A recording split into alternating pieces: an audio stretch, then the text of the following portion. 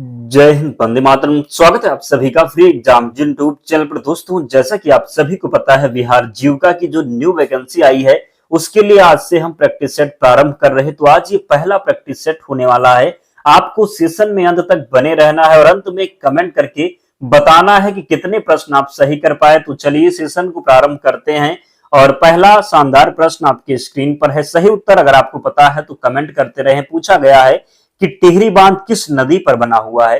टिहरी बांध किस नदी पर बना हुआ है? अलकनंदा, भागीरथी, गंगा या फिर जमुना? तो राइट आंसर इसका हो जाएगा टिहरी बांध भागीरथी नदी पर बना हुआ है। पूछा जाए किस राज्य में, तो याद रखेंगे उत्तराखंड में। दूसरा प्रश्न है, भारत की सबसे बड़ा सौर संयंत्र कहां स्थित है? तो भारत का सबसे बड़ा सौर शक्ति संयंत्र कहां स्थित है? नागरकोइल, जैसलमेर, भादला या फिर इनमें से कोई नहीं? तो बताना है कि भारत का सबसे बड़ा सौर शक्ति संयंत्र कहां स्थित है। तो राइट आंसर हो जाएगा भादला में। कहां पर? तो भारत का सबसे बड़ा सौर शक्ति संयंत्र स्थित है भादला में। और अगर आप चैनल पर नए हैं तो चैनल को जरूर सब्सक्राइब करना है और वीडियो को लाइक करना है और आपको डेली हमारे साथ प्रैक्टिस सेशन में जुड़ना है। विश्वास रखिएगा, यहां से प्रश्न आपके एग्जाम में बाहर नहीं जाएगा। बस सभी प्रश्नों को आपको पूरे ध्यान से देखना है। बिहार विधानसभा में अनुसूचित जनजाति वर्गों के लिए कितने सीटें जो है आरक्षित हैं? बिहार विधानसभा में अनुसूचित जनजाति वर्गों के लिए कितने सीटें आरक्षित हैं? 2, 4, 6 या फिर 8? तो राइट आंसर हो जाएगा 2 सीटें। कितने? तो बिहार विधानसभा में अनुसूचित जनजाति वर्गों के लिए कितने सीटें आरक्षित हैं? तो 2 सीटें।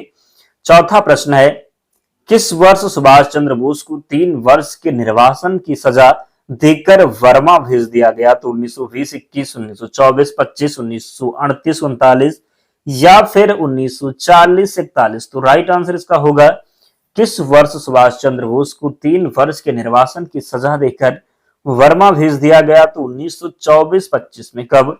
तो 1924-25 में। पांचवा प्रश्न है, माउंट आबू जो एक पर्वतीय स्थल है कौन सी पर्वत श्रृंखला पर स्थित है? विंध्य, सतपुड़ा, अरावली या फिर हिमालय? तो माउंट आबू जो एक पर्वतीय स्थल है कौन सी पर्वत श्रृंखला पर स्थित है? तो माउंट आबू जो है ये अरावली पर्वत श्रृंखला पर स्थित है। किस पर? तो माउंट आबू जो एक पर्वतीय स्थल है कौन सी पर्वत श्रृंखला पर स्थित है? तो अरावली में। महात्मा गांधी ने निम्न में से किसे अपना राजनीतिक गुरु कहा था? महादेव गोविंद रानाडे को, गोपाल कृष्ण गोखले को, रविंद्रनाथ टैगोर को या फिर इनमें से कोई नहीं? तो महात्मा गांधी ने निम्न में से किसे अपना राजनीतिक गुरु कहा था? गोपाल कृष्ण गोखले, महादेव गोविंद रानाडे, रविंद्रनाथ टैगोर या फिर इनमें से कोई नहीं? तो किसे कहा था? गोपाल कृष्ण गोखले को। महात्मा गांधी ने निम्न में से किसे अपना राजनीतिक गुरु कहा था? तो गोपाल कृष्ण गोखले को। याद रखेंगे। सातवां प्रश्न है, निम्नलिखित में से भारत का कौन सा क्षेत्र उष्ण कटिबंधीय सदाबहार वन से ढका हुआ है? गुजरात का अर्धशुष्क क्षेत्र, पूर्वी घाट, पश्चिमी घाट या फिर इनमें से कोई नहीं? तो बताना है कि निम्नलिखित में से भारत का कौन सा क्षेत्र उष्ण कटिबंधीय सदाबहार वन से ढका हुआ है? तो राइट आंसर इसका हो जाएगा पश्चिमी घाट। क्या होगा? तो सही उत्तर होगा पश्चिमी घाट। निम्नलिखित में से भारत का कौन सा क्षेत्र उष्ण कटिबंधीय सदाबहार वन से ढका हुआ है? तो पश्चिमी घाट राइट आंसर होगा। प्रथम अफीम युद्ध कब हुआ था? प्रथम अफीम युद्ध कब हुआ था? 1829 से 32, 1839 से 42, 1849 से 52 या फिर 1856 से 60? तो बताना है कि प्रथम अफीम युद्ध कब हुआ था? प्रथम अफीम युद्ध कब हुआ था? तो सही उत्तर इसका होगा 1839 से 42 में। कब? तो प्रथम अफीम युद्ध हुआ था 1839 से 42। याद रखेंगे। अगला प्रश्न है, गोदावरी डेल्टा किस राज्य में पड़ता है? बताना है कि गोदावरी डेल्टा किस राज्य में पड़ता है? उड़ीसा, आंध्र प्रदेश, तमिलनाडु या फिर कर्नाटक में? तो गोदावरी डेल्टा पड़ता है कहां पर? तो गोदावरी डेल्टा पड़ता है किस राज्य में? आंध्र प्रदेश में। किसमें? तो आंध्र प्रदेश सही उत्तर होगा। निम्नलिखित में से किस बहुउद्देशीय परियोजना का निर्माण नर्मदा नदी पर किया गया? सरदार सरोवर परियोजना, मैटूर परियोजना, फरक्का परियोजना या फिर इनमें से कोई नहीं? तो राइट आंसर होगा सरदार सरोवर परियोजना का निर्माण कहां किया गया? तो नर्मदा नदी पर।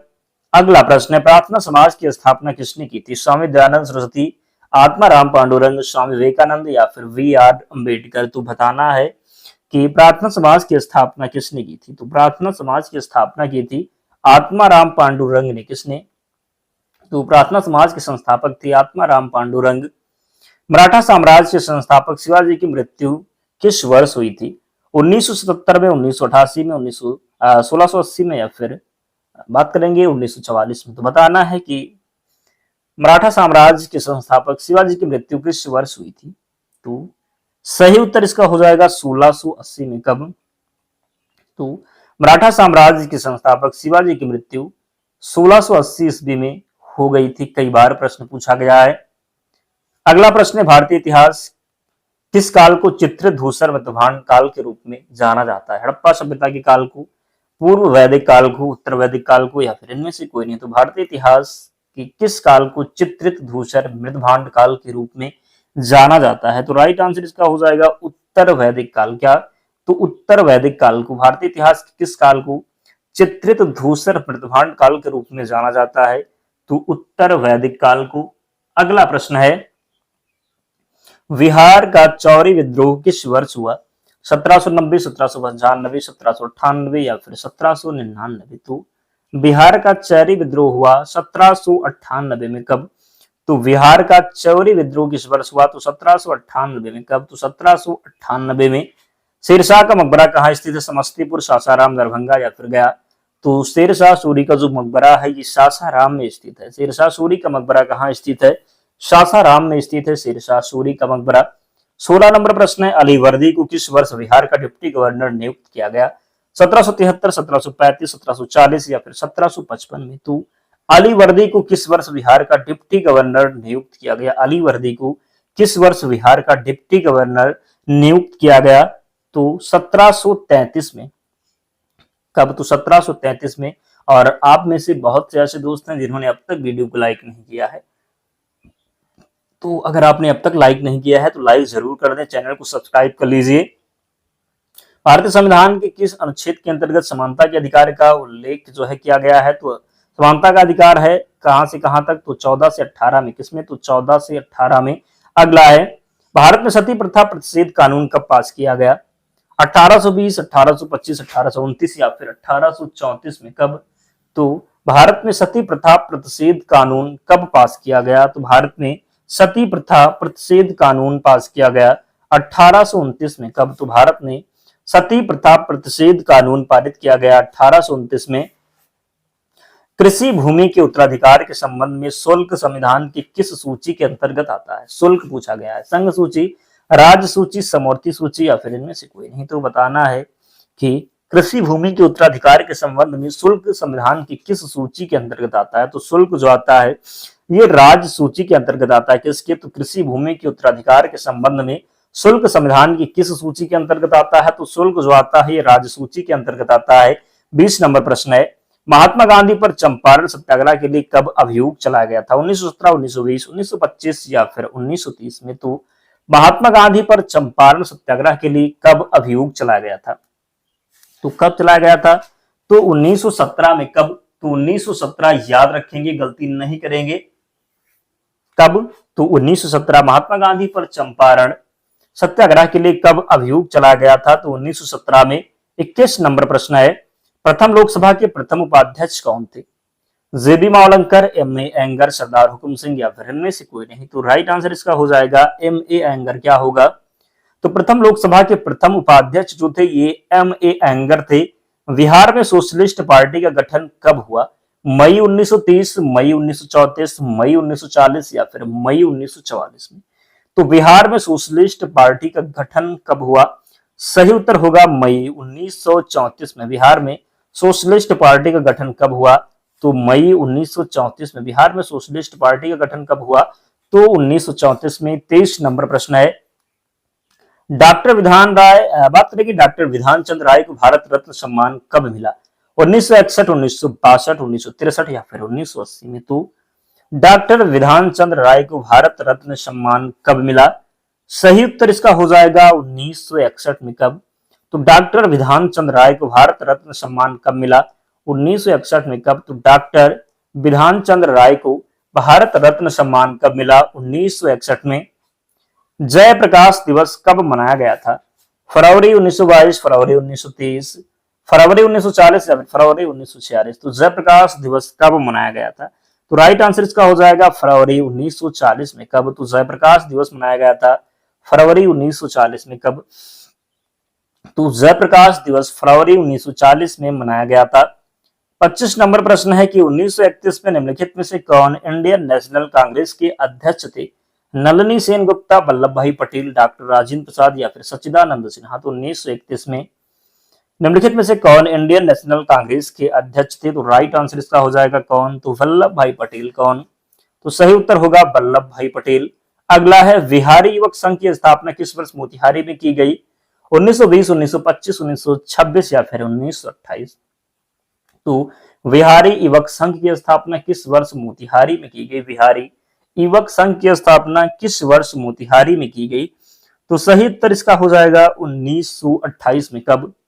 तो बिहारी युवक संघ की स्थापना किस वर्ष मोतिहारी में की गई? 1928 में। कब? तो 1928 इसका राइट आंसर होगा। 27 नंबर प्रश्न है कि लक्षद्वीप समूह और अंडमान निकोबार द्वीप समूह के समुद्र तट, भारत की समुद्र तट की लगभग कुल लंबाई कितनी है? पूछा गया है कि लक्षद्वीप समूह और अंडमान निकोबार द्वीप समूह की समुद्र तट सहित भारत की समुद्र तट की लंबाई कुल कितनी है? तो इसका आपको बताना है 5717 किलोमीटर, 7517 किलोमीटर, 4527 या फिर 4555। तो इसका राइट आंसर हो जाएगा क्या होगा? तो सही उत्तर होगा 7517 किलोमीटर, यानी कि 7517 किलोमीटर सही उत्तर हो जाएगा। याद रखेंगे, गलत नहीं करेंगे। अगला है बिहार में पहली बार राष्ट्रपति शासन जब लगा था उसमें बिहार के राज्यपाल कौन थे?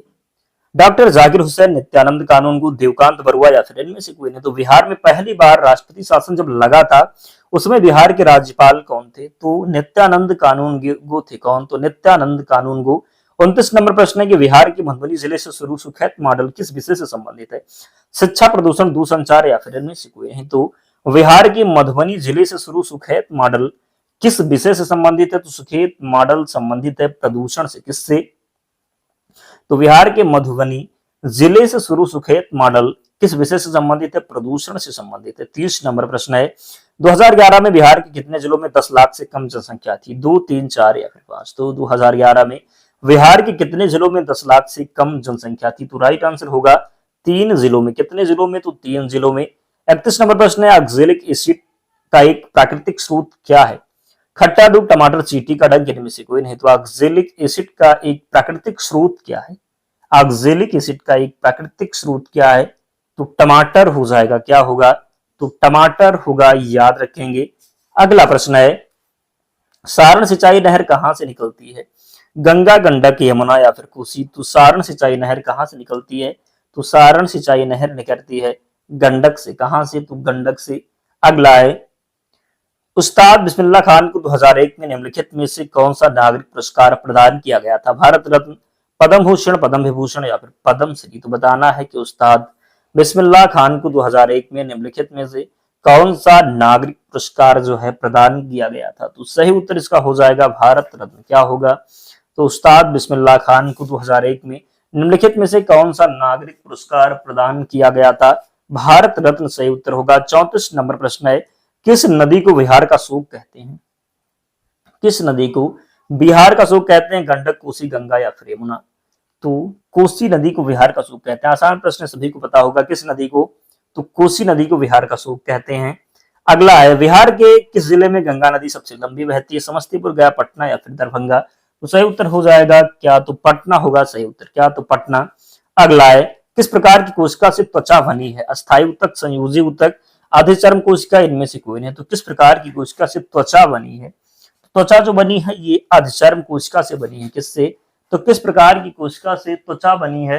तो किस प्रकार की कोशिका से त्वचा बनी है? तो अधिचर्म ऊतक हो जाएगा। क्या होगा? तो अधिचर्म कोशिका होगा। क्या? तो किस प्रकार की कोशिका से त्वचा बनी है? तो अधिचर्म कोशिका। बिहार के किस जिले में सबसे अधिक नहर सिंचित क्षेत्र है? सासाराम, राजगीर, रोहतास या फिर पटना। तो सही उत्तर इसका हो जाएगा रोहतास में। कहां पर? तो रोहतास में सबसे अधिक जो है नहर से सिंचित क्षेत्र है। निम्न में से कौन द्विबीजपत्री पौधा है? शकरकंद का बेल, देवदार, उपयुक्त दोनों। तो 38 नंबर जो प्रश्न है राइट आंसर हो जाएगा शकरकंद का बेल। निम्न में से कौन सा द्विबीजपत्री पौधा है? तो शकरकंद का बेल। सेकंड लास्ट प्रश्न है, तो जिसने भी अब तक वीडियो को लाइक नहीं किया जल्दी से लाइक कीजिए और चैनल को सब्सक्राइब करना है। मुंह का पीएच मान कितना होता है जिससे दांतों का टूटना शुरू हो जाता है? 5.5 से अधिक, 5.5 से कम, 4.5 से अधिक या फिर 4.5 से कम। तो बताना है कि मुंह का पीएच मान कितना होता है जिससे दांतों का टूटना शुरू हो जाता है? तो मुंह का पीएच मान जब 5.5 से कम होगा, कितना? तो मुंह का जब पीएच मान 5.5 से कम होगा तो दांतों का जो टूटना है प्रारंभ हो जाएगा। और आज का अंतिम प्रश्न है, बिहार का कौन सा जिला 5 पहाड़ियों से घिरा है? पटना, राजगीर, सासाराम या फिर रोहतास। तो बिहार का कौन सा जिला जो है 5 पहाड़ियों से घिरा है? तो सही उत्तर हो जाएगा राजगीर। क्या होगा? तो राजगीर। तो 40 प्रश्न आज हमने लिया था। इन सभी प्रश्नों को पूरे ध्यान से देखना है 1-2 बार ताकि प्रश्न याद हो जाएं। और इसकी पीडीएफ के लिए टेलीग्राम चैनल से जुड़ जाना, लिंक डिस्क्रिप्शन बॉक्स में है, या फिर आप टेलीग्राम पर जाएंगे, सर्च करेंगे फ्री एग्जाम जोन, आपको चैनल मिल जाएगा, ज्वाइन हो जाना, वहां पर आपको पीडीएफ मिल जाएगी। तो कमेंट करके बताइए कि 40 में आपका स्कोर क्या रहा। और अगर आप कमेंट करते हैं कि आपको डेली प्रैक्टिस सेट चाहिए तो निश्चित ही हम आपके डेली प्रैक्टिस सेट को प्रारंभ कर देंगे। तो कमेंट में जरूर बताना है। तो मिलते हैं नेक्स्ट वीडियो में, तब तक पढ़ते रहिए, ध्यान रखिए अपना, स्वस्थ और सुरक्षित रहिए। जय हिंद।